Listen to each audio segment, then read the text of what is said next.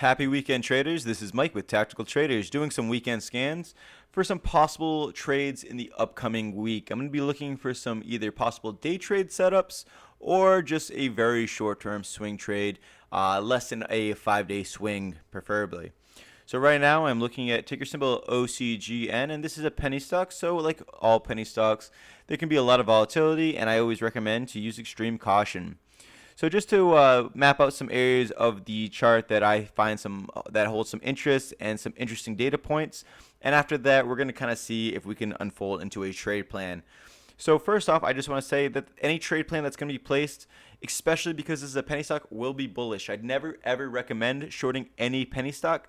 I feel like that is way too high a risk, and you're just playing with fire at that point. So we're going to be looking at bullish setups. So I can see that the 155 range has been support and resistance in the past 10 days. And by the way, this is the 10-day chart, and I really do like this chart, especially when I'm just looking for short-term setups, because it kind of gives me an overall feel about how investors right now in the recent time feel about the stock. So going back about 10 days, we can see that it was resistance here, here, and then finally it broke out and then really made a nice bullish move. Gains did hold for this day before pulling back down to retest the support, the old resistance as support now. And actually, this is a really good sign for a multitude of reasons. So one, anytime resistance is broken, you'd always want to see it have back tested as support. It's just a nice confirmation that the bulls aren't going to really let it fall below that at the time being. Not only that, it also had a good little connection with the 200 SMA, the purple line. And so the 200 SMA can definitely act as support and resistance depending on where the price is in correlation to that. So right now, when it touched down, it was still in the bull's control, and it will remain in the bull's control as long as the price stays above the 250 SMA in my eyes. However, it did pull back on Friday's action, and it still held support all the way to the side, and bears just were not able to push it below that. Bulls held it strong. So going into next week, these are the areas I want to look at. So the 55 range, as said, is support, and now we're going to look for a resistance. We can see that right here, the 165 area was definitely resistance. It was rejected here pre-market, rejected here at the end of the day, rejected here at the opening.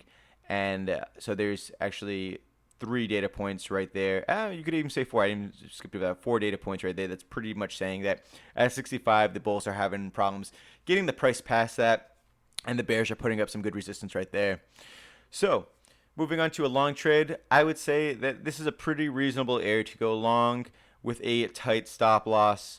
I would say actually a stop loss below 50 cents, so giving yourself about 6 to 7 cents of a stop loss. Again, this is a short-term trade, so this is in no means an investment strategy.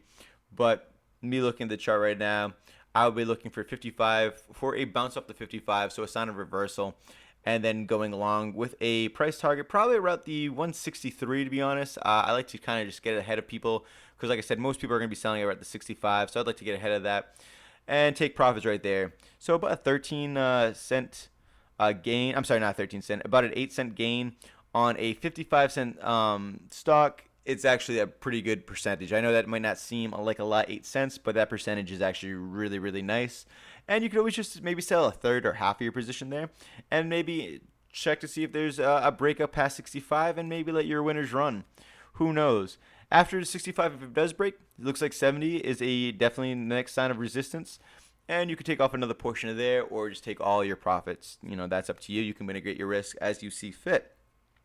So just a quick little summary. Again, 55 looks like pretty solid support. I'm going to only enter if I can see a confirmation of a reversal right there with a price target of 63 cents and a second price target of 69 cents, 68 cents right before the 70 mark.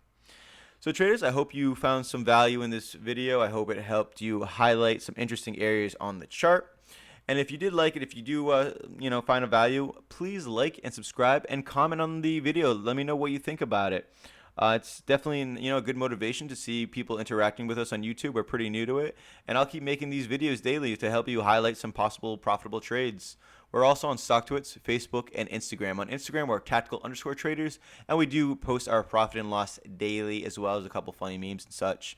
And if you really want to get into it with us, definitely check out our private chat room. You can get access through tacticaltraders.com. All right, traders. Well, thank you very much. Have a great weekend and a profitable upcoming week.